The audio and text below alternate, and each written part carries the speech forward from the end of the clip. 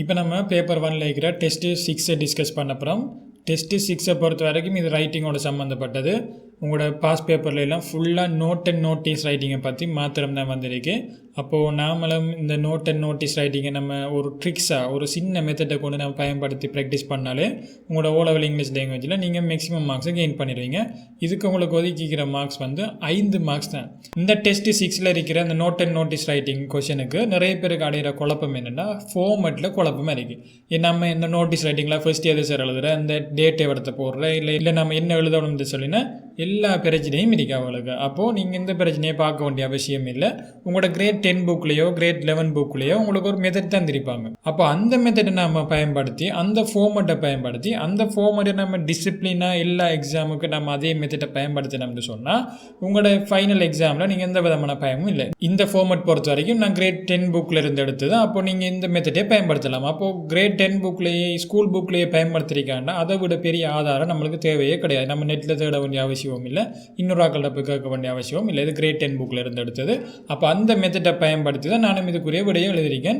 இதுக்கு நம்ம எப்படி ஈஸியாக ஆன்சர் எழுதி இந்த மேக்ஸிமம் 5 மார்க்ஸை நம்ம கெயின் பண்ணக்கூடிய ஒரு ஈஸியான மெத்தடை தான் நான் உங்களுக்கு சொல்லித்தரப்போகிறேன்.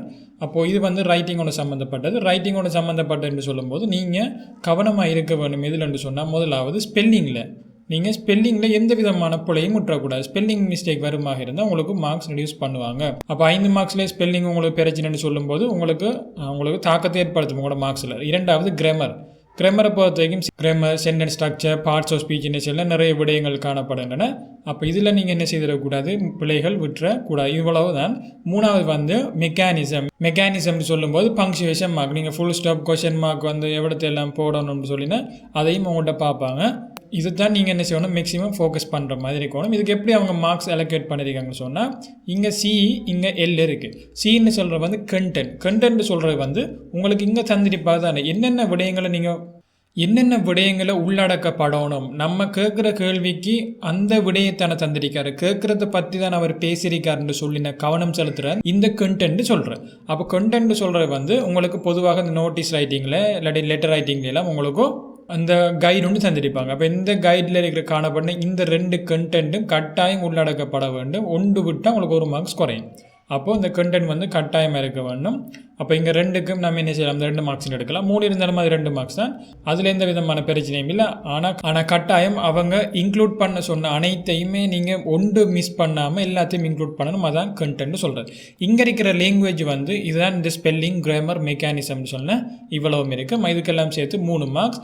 கேபிட்டல் லெட்டர்ஸ் பார்ப்பாங்க, கேபிட்டல் லெட்டர்ஸ், ஃபுல் ஸ்டாப், நீங்கள் கேபிட்டல் சிம்பிள் லெட்டர் யூஸ் பண்ணலாம். அதில் நீங்கள் நிறைய விஷயங்கள் படிச்சிங்கானே அதுகள் ஒவ்வொன்றும் இதில் தாக்கத்தை ஏற்படுத்தும். எந்த விதமான பிரச்சனையும் போடாமல், ஸ்பெல்லிங் மிஸ்டேக் விடாமல் நீங்கள் பார்த்து எழுத வேண்டும். அதனால தான் நீங்கள் நிறைய மார்க்ஸ் இதில் லூஸ் பண்ணுற மாதிரி இருக்கும். அப்போ நீங்கள் நினச்சிட்டீங்க இந்த நோட்டீஸ் ரைட்டிங்கில் வந்து நாம் ஒரு ஃபார்மெட்டை படித்தா மட்டுங்கான 5 மார்க்ஸையும் பெற்றுக்கொள்ளலாம்னு சொல்லினேன். அப்படின்னு இல்லை. இதுதான் நான் சொன்ன இந்த மெத்தட். கண்டென்ட்டும் லாங்குவேஜும் வந்து உங்களுக்கு இருக்குமாக இருந்தால் தான் நீங்கள் மேக்ஸிமம் மார்க்ஸை பற்றி நீங்கள் யோசிக்க வேண்டும். அடுத்த வந்து ஃபார்மெட் வந்து புக்கில் இருக்கு. அந்த புக்கை நான் பயன்படுத்தி அந்த மெத்தடை கொண்டு தான் நானே எழுதுறேன். அப்போ அந்த மெத்தட் மட்டும் காணும். நான் இனிமேல் நோட்டீஸ் ரைட்டிங்கில் எந்த விதமான ஃபார்மெட்டை நான் இன்னொரு ஆள் சென்னால் நான் நம்ப மாட்டேன். நான் இன்னொரு இடத்த போய் தேட வேண்டிய அவசியமே இல்லை. உங்களோட புக்கிலே இருக்குது. அப்போ நீங்கள் அதை என்ன செய்யலாம், பின்பற்றலாம். இந்த நோட்டீஸ் ரைட்டிங்கை பொறுத்த வரைக்கும் நான் ஒரே ஒரு மெத்தட் தான் பயன்படுத்துவேன். அந்த மெத்தடை நான் எழுதுறதால, அந்த மெத்தடை நான் பயன்படுத்துறதால 2-3 நிமிடங்களுக்குள்ளேயே நான் அந்த நோட்டீஸ் ரைட்டிக்கூடிய ஆன்சரை நான் எழுதிடுவேன். அந்தளவுக்கு வேகமானதாகவும் அந்தளவுக்கு எஃபெக்டிவாகவும் இருக்கிற மாதிரி மெத்தட் தான் இது. இதை நான் உங்களுக்கு இதிலே சொல்லித்தரேன். நீங்கள் இதில் கற்றுக்கொள்ளுங்க. இந்த டெஸ்ட் 6ல் இந்த இங்கிலீஷ் யூனிட் வந்து ஆஃப் யுவர் ஸ்கூல், உங்களோட ஸ்கூலில் காணப்படுற அந்த இங்கிலீஷ் யூனிட் வந்து இஸ் கோயிங் டு, இது ஃபியூச்சரில் காணப்படுற கோயிங் டுன்னு சொல்ல, செய்ய உள்ளார்கள், ஆர்கனைஸ், ஒழுங்கமைக்க போகிறார்கள், அண்ட் இங்கிலீஷ் ஆக்டிவிட்டி கேம்ப். இதில் தமிழார்த்தம் வழங்க வேண்டிய அவசியம் இல்லை. இங்கிலீஷ் லாங்குவேஜ் ஆக்டிவிட்டி கேம்பை வந்து உங்களோட ஸ்கூலில் காணப்படுற இங்கிலீஷ் யூனிட் வந்து என்ன செய்ய போகிறாங்க, ஆர்கனைஸ் பண்ண போகிறாங்க. ரைட் நோட்டீஸ், ஒரு நோட்டீஸ் எழுதுங்க. To be put up on the school notice board. அப்போ ஸ்கூல் நோட்டீஸ் போர்டில் போடக்கூடிய மாதிரியான ஒரு நோட்டீஸை நீங்கள் என்ன செய்யுங்க, அதில் போடுங்க. Use about 40 to 50 words. 40லேருந்து 50 வேர்ட்ஸுக்குள்ளே தான் எழுத வேண்டும். நீங்கள் அப்படி எக்ஸீட் பண்ணினீங்கன்னா அது சில மார்க்கிங் ஸ்கீமை பொறுத்தவரைக்கும் சொல்லியிருக்காங்க. நீங்கள் இப்போ 60-70 வேர்ட் வரைக்கும் நீங்கள் பொறுமையாக இருங்க, அது பொறுப்பட்டுங்கன்னு சொல்லியிருக்காங்க. அப்போ நம்ம அப்படியெல்லாம் பார்க்க தேவையில்ல. நம்ம 40லேருந்து 50 வேர்ட்ஸுக்குள்ளே நீங்கள் பார்த்தீங்கன்னா உங்களுக்கு எக்ஸாமை விட்டு நீங்கள் வெளியால் வந்ததுக்கு பிறகும் உங்களுக்கு ஒரு மனம் ஆறுதல் இருக்கும். நீங்கள் எத்தனை வேர்டு எழுதிட்டீங்கன்னு சொல்லி குழப்பமாக இருக்க வேண்டிய அவசியமும் இல்லை. இதில் இன்னொரு பிரச்சனை வரும் என்னென்னா 40-50 வேர்ட்ஸ் சொல்கிற வந்து நோட்டீஸ் கீழே வைக்கிற டேட் எல்லாம் சேர்த்தான்னு கேட்டால் அப்படி இல்லை. இது பொடியை மட்டும்தான் நம்ம அதை கன்சிடர் பண்ணுறது. இன்க்ளூட் த ஃபாலோவிங்னு சொல்லும்போது நீங்கள் 50 டைம் இன்க்ளூட் பண்ணணும். ஒன்றை மிஸ் பண்ணாலும் நீங்கள் மார்க்ஸில் கட்டாயம் அது தாக்கத்தை ஏற்படுத்தும். முதலாவது purpose of the camp. English unit வந்து என்ன செய்ய போகுது, உங்களுடைய ஸ்கூலில் இங்கிலீஷ் யூனிட் வந்து ஒரு இங்கிலீஷ் ஆக்டிவிட்டி கேம்ப் ஒன்று நடத்த போகுது. நீங்கள் எழுத வேண்டும் என்ன, உங்கள் நோட்டீஸ் போர்டில் நீங்கள் போட வேண்டும் பர்பஸ் ஆஃப் த கேம்ப். இந்த கேம்ப் செய்கிறதுக்குரிய பிரதானமான நோக்கம் என்ன, டேட் டைம் வென்யூ, இவ்வளவுதான். அப்போ டேட்டும் டைமும் வென்யூவும் போடும்போது நம்ம பர்பஸையும் போட்டோம்னா இது ஃபஸ்ட்டு வரணுமா இது செகண்ட் வரணுமா அப்படி கிடையாது. நம்ம இந்த கண்டென்ட்டை உள்ளடங்கினா காணும். இது ஃபஸ்ட்டு தான் எழுதணும், ஃபஸ்ட்டு தந்ததால் இது ஃபஸ்ட்டு, செகண்ட் தந்தாலும் இது செகண்ட் சொல்லலை. இப்போ நம்பரும் கூட போட்டு தரல. அப்போ அப்படி எந்த பிரச்சனையும் இல்லை. நீங்கள் முதலாவது என்ன செய்ய வேண்டும்னு சொன்னால் நோட்டீஸுங்கிற ஹெடிங்கை நீங்கள் கட்டாயம் போட வேண்டும். முதலாவது நம்ம நோட்டீஸுங்கிற ஹெடிங்கை நம்ம இங்கே சைடும் இல்லை, வலது பக்கம் இல்லை, இடது பக்கம் இல்லை, நம்ம நடுவில் சரியாக போட்டு கீழே ஒரு கோட் அடித்தோம். இது நீங்கள் கட்டாயம் செய்யணும். அடுத்த விஷயம் வந்து நான் வளமையாக செய்கிறேன்னு சொன்னால் டேட் டைம் வென்யூ தான் நான் முதலாவது போடுறேன். அதுக்கு பிறகு தான் நான் பர்பஸ் எழுதுகிறேன். அப்போது 2 வசனங்களை கொண்டு 50 வேர்ட்ஸ் நம்மளுக்கு வந்துட்டு அப்போ நம்ம எந்த விதமான பயமும் நம்மளுக்கு தேவையில்லை. இங்கேருந்து இங்கே இது முதலாவது வசனம் எப்படின்னு சொல்லி பார்க்க போகிறோம். பாருங்கள், நீங்கள் இந்த மெத்தடே பயன்படுத்துங்க. இந்த மெத்தட் வந்து உங்களுக்கு ஈஸி. முதல்ல என்ன செய்யணும், இந்த மெத்தடை பாருங்கள். The English unit of Balika Vidyalaya, அது எந்த ஸ்கூலில் நீங்கள் நேமை போட்டுக்கலாம், அதில் எந்த பிரச்சனையும் இல்லை. The English unit of Balika Vidyalaya has organized an English activity camp. இது அப்படியே வாரமாய் தான் இருக்கும்.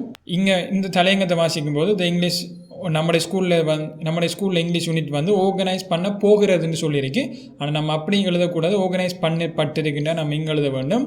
அப்போ the English unit of Balika Vidyalaya has organised and English activity camp. நீங்கள் எந்த மாதிரியான மெத்தட் வந்தாலும் எந்த மாதிரியான நோட்டீஸ் வந்தாலும் நீங்கள் இந்த மெத்தடே பயன்படுத்துங்க. முதலாவது என்ன செய்ய போகிறாங்கன்னு சொல்லிட்டு போடுவோம். கட்டாயம் போட வேண்டும். போட்டுட்டு நம்ம டேட்டை போடுவோம். 8 ஜனவரி 2020. அப்போ இங்கே டேட் வந்துட்டு அப்போ இங்கே நம்ம டேட் எழுதிட்டோம். டைமும் வென்யூவும் தேவைப்படும். அப்போ இடத்துக்கு நம்ம சொல்லும்போது at the school ground. அப்போ இங்கே வென்யூவும் சொல்லிட்டோம் from 9 AM to 3 PM. இவ்வளவுதான். இந்த 3ஐயும் நான் நோக்கி நம்ம ஃபஸ்ட்டு டேட் டைம் வென்யூ எழுத வேண்டிய அவசியம் அப்படின்னு இல்லை. நம்ம சொன்ன விடயம் வந்து உள்ளடக்கப்பட்டாலே காணும். அப்போ இந்த மெத்தடை பயன்படுத்தி எந்த மாதிரியான நோட்டீஸ் வந்தாலும் நம்ம போட்டு டேட்டை போடுவோம், போட்டு பிளேஸை போடுவோம். நம்ம என்ன செய்ய போகிறோம், ஃப்ரம் போட்டு இங்கே டைமை நம்ம குறிக்கிறோம். From 9 AM to 3 PM. எப்படி மெத்தட் வந்தாலும் இதான் மெத்தட்.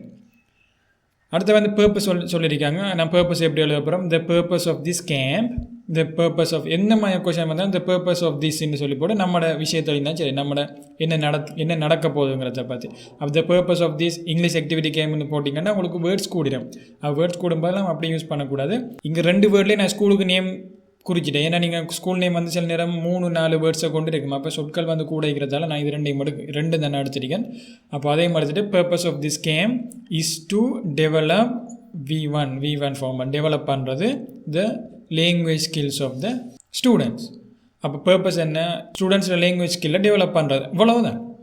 இதோட இந்த நோட்டீஸ் ரைட்டிங் முடிஞ்சு all students are invited to participate. நீங்கள் என்ன செய்யுங்க, எல்லா ஸ்டூடெண்ட்ஸையும் வந்து ஸ்டூடெண்ட்ஸையும் வந்து நாங்கள் இன்வைட் பண்ணுறோம். இது வந்து பொதுவாக எல்லா நோட்டீஸுக்கும் வரும். அப்போ நீங்கள் இதை என்ன செய்யலாம், இந்த மெத்தடை பயன்படுத்தலாம். இது நம்ம விளங்கப்படுத்துறதுக்கு புதுசாக வித்த காட்ட வேண்டிய அவசியம் இல்லை. இந்த மெத்தடை படிக்கிங்க. இந்த மெத்தடை நீங்கள் திரும்ப உங்களுடைய ரஃப் பேப்பர் எழுதி ப்ராக்டிஸ் பண்ணுறீங்க. உங்களுக்கு கொஷனுக்கு ஏற்ற மாதிரி நீங்கள் என்ன செய்ய போகிறீங்க, சொற்களை மாற்றி போட போகிறீங்க. இங்கே காணப்படுற ப்ரிப்பரேஷன் எல்லாம் நீங்கள் மிஸ் பண்ணிங்கன்னா மார்க்ஸ் இழந்துட்டு போவீங்க. அப்போ அந்த ப்ரிப்பரேஷன், அந்த ஸ்பெல்லிங் இங்கே பாருங்கள், இங்கிலீஷ் லாங்குவேஜுக்கு இது கேபிட்டல் லெட்டரில் வந்துருக்கு, இது கேபிட்டல் லெட்டர் ஸ்டார்ட் பண்ணிக்கு, இங்கே கேபிட்டல் லெட்டர், இங்கே கேபிட்டல் லெட்டர் எல்லாத்தையும் பார்க்க வேணும். இங்கே இங்கிலீஷில் கேபிட்டல் லெட்டர், ஃபுல் ஸ்டாப் வார்த்தை, ஃபுல் ஸ்டாப் எல்லாத்தையும் நீங்கள் பார்த்து தான் உங்களுக்கு மார்க்ஸை நீங்கள் முழுமையாக பெற்றுக்கொள்ளலாம். அடுத்து வந்து டேட்டை நீங்கள் விடத்த போடுவீங்க. இது என்ன டேட், நோட்டீஸ் போர்டில் போடுற டேட். இது நம்ம நோட்டீஸ் போர்டில் டிஸ்பிளே ஆகிற டேட் தான். இது பப்ளிஷ் பண்ணுற டேட். இது நோட்டீஸ் போர்டில் போடுற டேட். இங்கே வந்து நடத்த போகிற டேட். எப்படியும் பொதுவாக இந்த டேட்டுக்கு நடத்த போகிற டேட்டுக்கு முன்னாக தான் இது நடந்திருக்கும். அப்போ 8னா 5th இருக்கும். இங்கே 8 இருந்து போட்டு இங்கே 10 or 15 போடக்கூடாது. இது அந்த ஃபங்க்ஷன், அந்த ஈவெண்ட் நடத்துகிற டேட். இது வந்து பப்ளிஷ் பண்ணுற டேட். இங்கே பக்கம், இது இடது பக்கம், இது லெஃப்ட் சைட். இங்கே ரைட் சைடு என்ன செய்யணுமா, ஆர்கனைசன் போட நம்ம பேர் போட வேண்டிய அவசியம் இல்லை, ஒன்றும் செய்ய வேண்டிய அவசியம் இல்லை. ஆர்கனைசன் போட இங்கிலீஷ் கேம்ப் யூனிட். இங்கே நம்ம இங்கிலீஷ் யூனிட்னு போட்டாலும் நம்மளுக்கு எந்த பிரச்சனையும் இல்லை. ஆனால் நம்ம இங்கிலீஷ் கேம்ப் யூனிட்னு போட்டிருக்கோம். நீங்கள் எப்படியும் போடலாம். இல்லாட்டி உங்களுக்கு திருப்தியாக தரணும்னா நீங்கள் என்ன செய்யுங்க, தி இங்கிலீஷ் யூனிட்னு சொல்லி நீங்கள் போட்டிங்கன்னா விளக்கம் முடிஞ்சு. ஆர்கனைசருக்கு பேர் போட வேண்டிய அவசியம் இல்லை. இப்போ நீங்கள் என்ன செய்ய வேண்டும் சொன்னால் இந்த பொடியில் காணப்பட்ட அனைத்து சொற்களையும் நீங்கள் எண்ணிட்டு கீழுக்கு பிரேக்கெட்டுக்கு நீங்கள் 45 வேர்ட்ஸ் நீங்கள் போட்டிங்கன்னா இதை பற்றி கவலைப்பட வேண்டிய அவசியமே இல்லை. அப்போ நீங்கள் கவலைப்படணும் என்னென்னு சொன்னால் உங்களோட ஸ்பெல்லிங் கிராமர் மெக்கானிசம் சரியாக இருக்கான்னு பார்க்கணும், இங்கே இருக்கிற கண்டென்ட் சரியாக இருக்கான்னு பார்க்கணும். மற்றபடி இதான் மெத்தட். இந்த ஃபார்மெட்டை பயன்படுத்தினீங்கன்னா உள்ளுக்கு என்ன செய்யணும்னு சொன்னால் எல்லா ஐடியாவும் மாரிக்கு நீங்கள் பேப்பரில் திரும்ப திரும்ப எழுதி பாருங்கள். உங்களுக்கு எந்த விதமான பிரச்சனையும் இல்லாமல் நீங்கள் ஃபுல் மார்க்ஸை கெயின் பண்ணிடுவீங்க. இதான் நோட்டீஸ் ரைட்டிங். பேப்பர் 1 பொறுத்த வரைக்கும் எந்த விதமான நம்ம கஷ்டப்பட வேண்டிய அவசியமும் இல்லை.